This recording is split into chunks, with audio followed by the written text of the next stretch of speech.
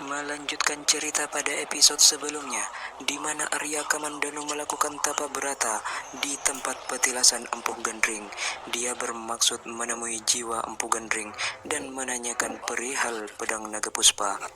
Dalam tapa beratanya itu, Arya Kamandanu mendapatkan banyak wejangan dari Yang Guru Empu Gandring. Dia pun juga mendapatkan pedang keris Empu Gandring yang sangat sakti itu untuk menjinakkan pedang naga puspa. Keris Empu Gandring, Kakang? Iya. Bagi yang belum nonton pada episode ini, silahkan klik link di atas atau cek link pada deskripsi di video ini. Sebelum lanjut ke episode ke-32, yang belum subscribe, silahkan subscribe dan tekan loncengnya terlebih dahulu. Bagi yang sudah, terima kasih. Buka! Cepat buka! Siapa yang menyuruh menyalakan sentir? Hah? Siapa? Aku. Pada awal cerita episode ke-32 ini, Arya Kamandanu yang memutuskan untuk menginap di rumah salah satu warga yang dia jumpai kedatangan kawanan perampok, dan kebetulannya lagi perampok-perampok itu adalah anak buah Tong Bajil yang kini sudah pindah dari Gunung Lamongan menuju ke daerah selatan ini, yaitu Gunung Wayang. Dalam pertarungan melawan begundal-begundal Tong Bajil ini, tentu bukan masalah besar bagi Kamandanu dan juga Sakauni. Mereka berhasil mengalahkan perampok-perampok itu dengan mudah dan cepat. Sayang kita tidak bisa mencari tahu dari mereka sarang yang Tong Bajil. Yang pasti, mereka sudah pindah dari Gunung Lamongan. Tidak mungkin mereka merambah sampai ke daerah selatan ini. Iya, tapi mereka ada di mana? Saya tahu, Tuan. Bagaimana kamu bisa tahu? Saya tidak sengaja, Tuan. Waktu itu saya sedang mencari burung. Cepat, bawa barang-barang ini. Ayo, cepat. Saya melihat perampok menggotong barang-barang ke dalam sebuah pondok. Pemimpinnya seorang laki-laki bertubuh pendek. Mereka lebih dari 100 orang, Tuan. Di mana? Di dasar jurang sisi timur Gunung Wayang. Besok kamu ikut kami sebagai penunjuk jalan. Kamu tidak usah takut. Kamu hanya menunjukkan jalan menuju ke sana.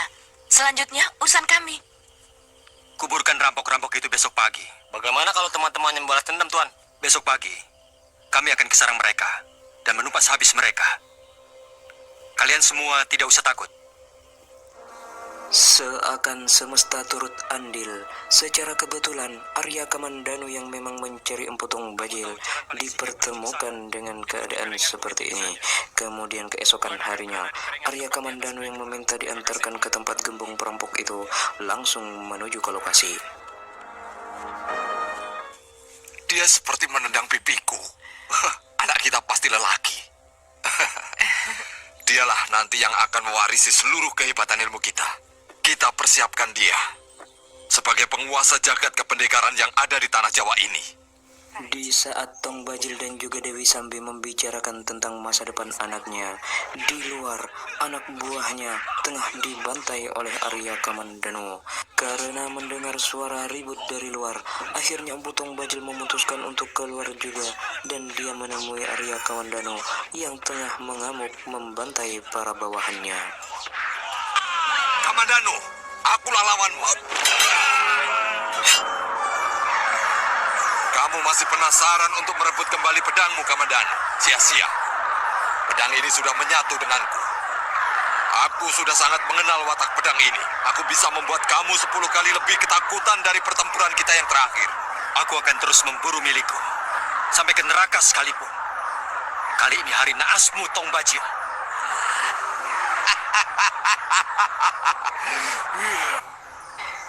Dan tanpa basa-basi lagi, Arya Kamandanu langsung menggunakan keris Empu Gandring yang masih berbentuk sebatang kayu.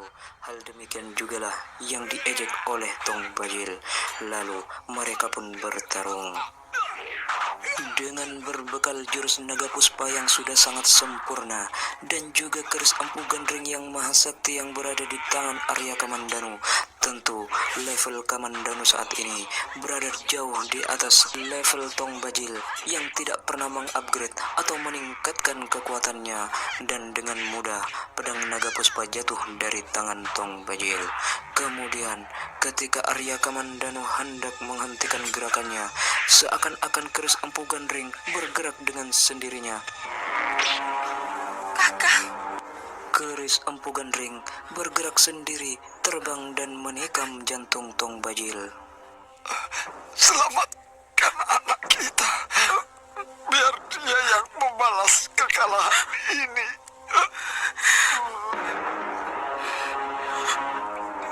akan kubalas dia.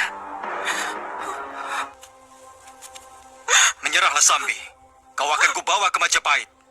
Jangan, jangan, tolonglah saya. Saya sedang mengandung. Akan buruk nasib anak saya kalau dia harus lahir di dalam penjara. Dengan alasan mengandung, Dewi Sambi memelas kepada Arya Kamandanu, meminta pengampunan dari Kamandanu agar dia tidak dibunuh ataupun dibawa ke Majapahit. Bebaskan saya, Kamandanu. Saya bersumpah tidak akan lagi membuat onar. Baik. Pergi kamu dari Majapahit. Kalau suatu saat aku melihatmu masih tetap berkeliaran di daerah Majapahit, aku akan membunuhmu. Cepat pergi. Baik. Iya. Akan kubesarkan anakmu dengan baik, Kakak. Dengan rasa iba, akhirnya Arya Kamandanu dan juga Sakawuni mengampuni nyawa Dewi Sambi. Namun, dengan sorot mata yang masih penuh dengan dendam, Dewi Sambi meninggalkan tempat itu.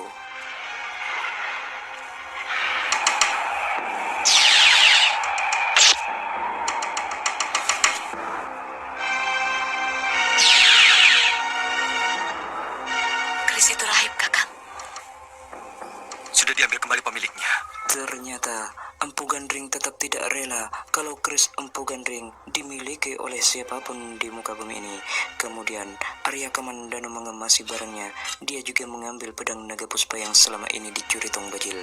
Lalu, Kamandanu dan juga Sakawuni membawa jasad Tong Bajil menuju Majapahit. Saya kira tidak perlu sampai harus mengundurkan diri. Siapapun pernah gagal dalam menjalankan tugasnya. Terus terang, saya benar-benar malu, Kakang Patih. Padahal, saya telah menyaksikan sendiri kehebatan Empu Tong Bajil waktu menjebol penjara. Tapi saya tetap menganggap enteng. Saya sangat yakin bahwa jago-jago bayaran yang saya pilih memiliki kesaktian dan kadikdayaan yang mampu melebihi kehebatan Empu Tong Bajil. Jangan mudah putus asa, Wahana. Kita tidak perlu cemas. Dewata akan memberikan jalan kalau kita tidak mudah putus asa. Kemudian scene pun berganti, diperlihatkan di pintu gerbang Kutaraja Majapahit, Arya Kamandanu dan juga Sakawuni telah kembali. Dia Halayuda yang mengetahui Arya Kamandanu telah kembali dari salah satu prajurit. Dia langsung bergegas menuju Arya Kamandanu yang membawa kemenangan atas Tong Bajil itu. Selamat datang, Kamandanu. Hati kecil saya selalu yakin bahwa kalian pasti akan mampu melaksanakan tugas dengan baik. Tapi Empu Wahana tidak sabaran. Dia kurang begitu mengenal perangai para pendekar. Bahkan sempat mencurigai kalian. Bukankah Tuan juga ikut mendakwa Kakang Kamandanu bersekongkol dengan Tong Bajil? Itu semua karena pengaruh Empu Wahana. Cara berpikirnya memang terlalu kaku dan picik. Tapi Tuan percaya, Itu hanya basa-basi, Kamandanu. Pergaulan orang atas selalu dengan basa-basi. Ia bisa berarti tidak, dan tidak bisa berarti setuju. Berbeda dengan kami, kaum pendekar. Kami selalu mengatakan yang merah adalah merah, dan yang hitam adalah hitam. Tidak mencela-mencela. Kalau nanti kalian menjadi perwira tinggi, kalian harus mulai belajar basa-basi. Karena itulah tata cara pergaulan mereka. Kalian harus bisa tertawa walaupun dalam hati sakit sekali. Kalian harus tampak bersedih walau dalam hati sangat gembira. Misalnya melihat sainganmu tewas, kamu senang, tapi harus tampak itu bersedih. Layaknya seorang penjilat, mulut Halayuda sangat manis di depan dan sangat pahit di belakang, bahkan menusuk sampai mati. Dia rela menjatuhkan kawannya, bahkan menginjak-injak kawannya demi kekuasaan yang dia impikan. Dia layaknya benalu yang hanya bisa menempel dan memanfaatkan orang untuk bisa berada dan hidup di atas awang-awang. Turunkan mayat Tong Bajil ke Mandanu. Saya akan lapor pada Gusti Prabu. Saya kadang-kadang bingung, Kakang. Apa maunya dia Halayuda sebenarnya? Dia tidak pernah memiliki tugas apapun yang harus dilakukan. Sehingga apa yang dilakukan selalu ngacak dan serabutan. Sebagai kerabat raja, dia merasa berhak duduk dalam jajaran Rakrian Mantri Kartini. Meskipun kedudukan itu cuma kehormatan saja. Karena sesungguhnya tidak ada. Dia Halayuda memang sebenarnya tidak bisa apa-apa. Dia hanya bisa mengandalkan mulutnya yang manis. Dia memfitnah, mengadu domba, dan dia juga mencari muka di hadapan Sang Prabu. Sudah selayaknya Gusti Prabu menempatkan Arya Kamandanu pada kedudukan yang lebih terhormat. Saya kagum dengan pengabdiannya yang tulus kepada Majapahit. Meski terus terang, sebelumnya saya agak meragukannya. Dia dan Putri Banyak Kapuk itu pantas untuk diberi penghargaan istimewa, Gusti Prabu. Iya.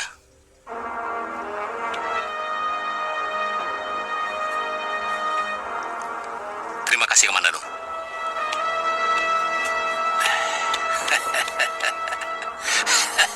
Selamat Kamandanu.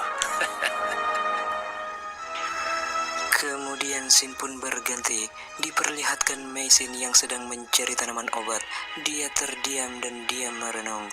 Dia melamunkan anaknya yang hilang dan juga Arya Kamandanu suaminya yang saat ini belum juga ditemukan.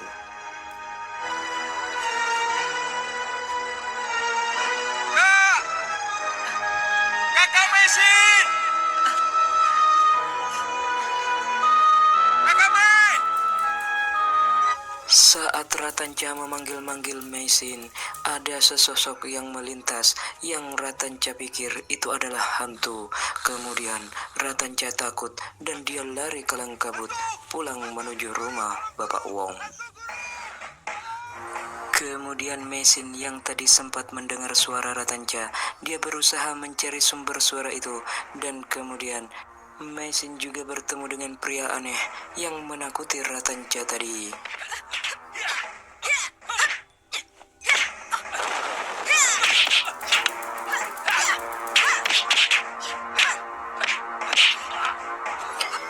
Orang aneh yang tidak dikenal itu secara tiba-tiba langsung menyerang Meisin.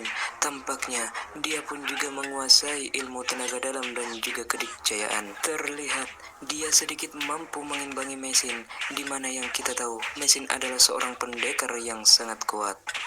Dan ketika dia merasa tidak mampu menangani Meisin, dia menggunakan cara curang.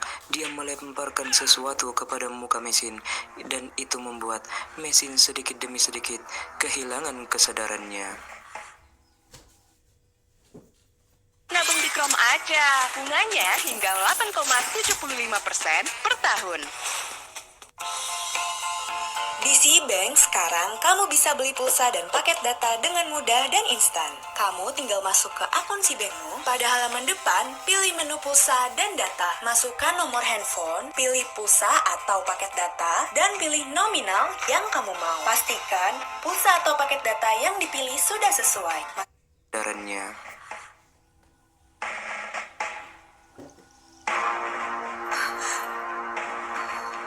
Siapa kamu? Kenapa menawan saya?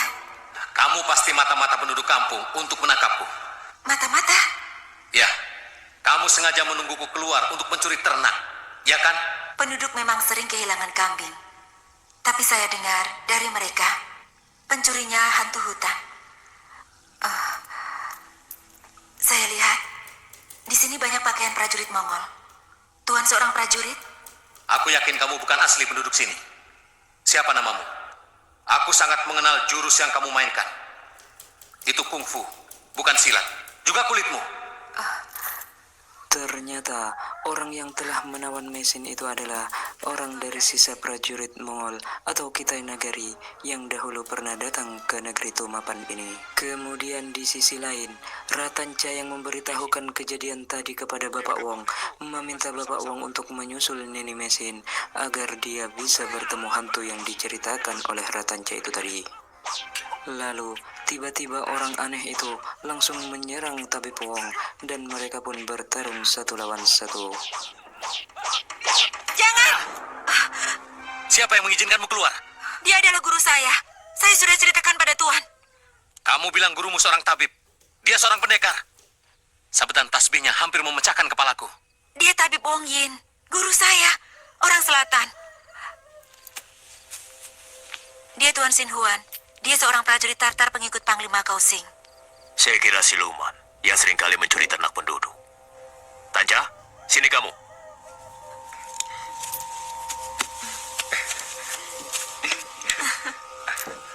Ternyata yang menculik kakakmu masih manusia. Sebangsa kamu juga. Kenapa kamu tidak pulang, Mei? Karena tangan saya dirantai oleh dia. Kenapa kamu menculik muridku? Dia mengetahui persembunyianku. Dan siapapun yang mengetahui persembunyianku harus dibunuh. Enak saja. Kamu mau menghilangkan nyawa orang. Kamu takut ketahuan orang. Takut. Pasti karena kamu telah melakukan kesalahan, bukan? Sebab hanya orang yang bersalah yang bisa takut. Mendengar ucapan dari Bapak Wong, orang aneh yang ternyata bernama Sing Huan itu akhirnya memutuskan untuk pergi juga ke rumah Bapak Wong. Karena sering saya Dia dipersilahkan untuk sementara tinggal di sana sebelum dia akan pulang kembali ke negeri Tiongkok, tempat Jadi asalnya. warga kampung seperti saya. Beberapa kali dia Yuda datang kepadaku, meminta supaya mendesak pemerintah untuk ikut mencari istrimu. Dia Yuda terlalu berlebihan. Terus terang sebenarnya saya masih ragu, Gusti. Apakah istri dan keponakan, serta anak saya masih hidup? Terakhir kali saya bertemu, istri saya terluka parah oleh aji tapak wisa. Sementara rumah gubuk tempat kami tinggal sudah terbakar. Itu terjadi sebelum kita menyerang Kediri, Gusti.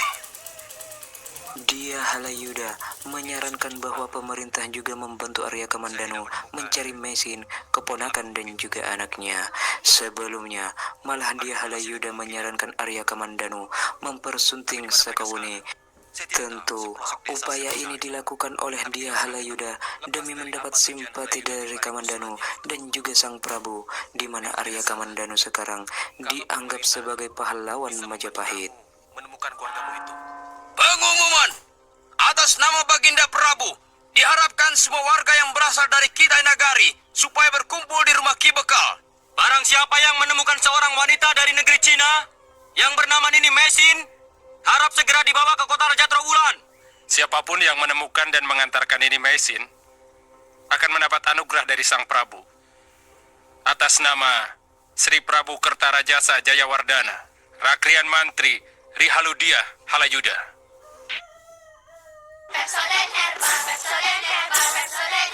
Sebelum berpuasa sikat gigi pakai herbal, biar nafas tetap segar-segar 18 jam. Pepsodent. Pencarian mesin ternyata benar-benar dilakukan dan pengumuman atau woro-woro yang disebarkan oleh pemerintah telah tersebar kemana-mana. Ada prajurit dari kota Raja mencari kakak mesin, Guru. Kalau ngomong itu yang jelas, Tanja. Prajurit Majapahit itu mencari mesin untuk apa? Kurang tahu, Guru. Tapi katanya mereka akan memberi hadiah. Kalau mau membawa kakak mesin ke balai desa atau kota raja di Trawulan. Woro-woro itu langsung dari raja. Itu yang namanya tidak jelas. Apakah mesin dicari sebagai penjahat atau dicari sebagai orang hilang? Maaf, Guru. Saya tidak menanyakan hal itu. Tapi apa bedanya? Jelas beda. Kalau mesin dicari sebagai penjahat, maka dia akan menderita. Tapi kalau mesin dicari sebagai orang hilang, maka dia akan menemukan kebahagiaannya. Guru, kira-kira apa maksud orang Majapahit mencari saya? Dengan memberi hadiah lagi? Ternyata negeri ini aneh sekali. Kamu pernah bilang bahwa Kamandanu ingin mengabdi pada Majapahit. Mungkin dia sendiri yang mencari kamu. Tapi menurut Tanja, yang memberi perintah kan Raja Majapahit sendiri. Apakah Kakang Kamandanu menjadi begitu penting hingga seorang raja menurunkan maklumatnya? Di dunia ini apa saja bisa terjadi, Mei.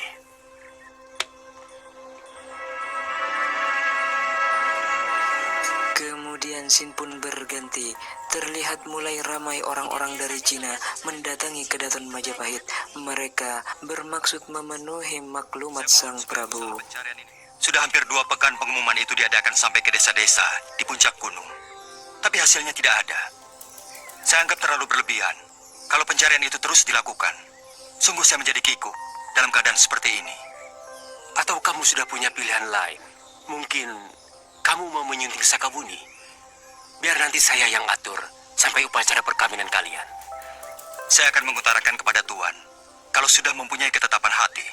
Bagus. Segera ke rumah saya. Pokoknya, saya harus jadi orang pertama yang kamu kasih tahu. Saya ingin menjadi tonggak kenangan dalam keluargamu, Kamandanu. Hanya itu tujuan saya. Tidak usah berpikir terlalu jauh. Terima kasih, Tuan.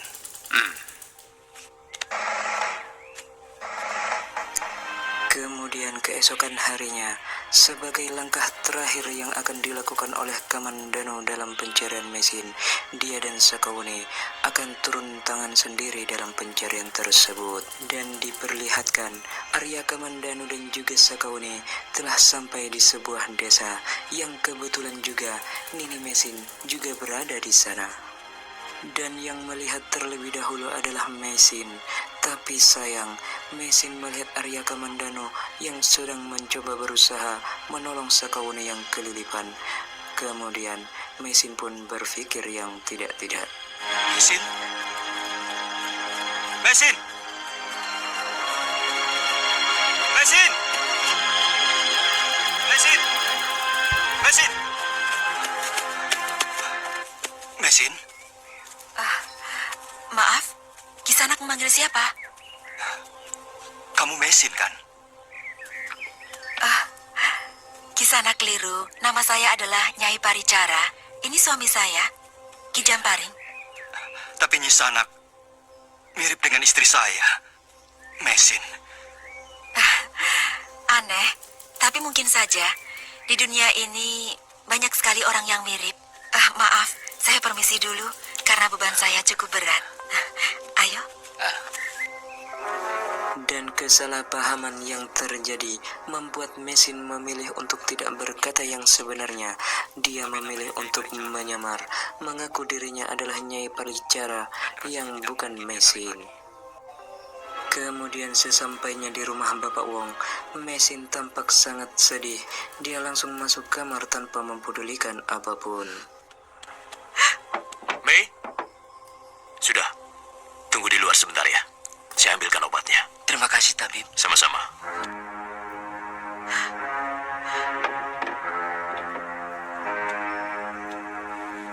Ada apa, Mei? Ceritakan kepadaku. Biar beban di kepalamu lebih ringan. Guru, Kakang Kamandanu sudah punya istri. Dan istrinya adalah pendekar yang baik pada saya. Dari mana kamu tahu? Saya lihat sendiri di kampung. Mereka sangat mesra.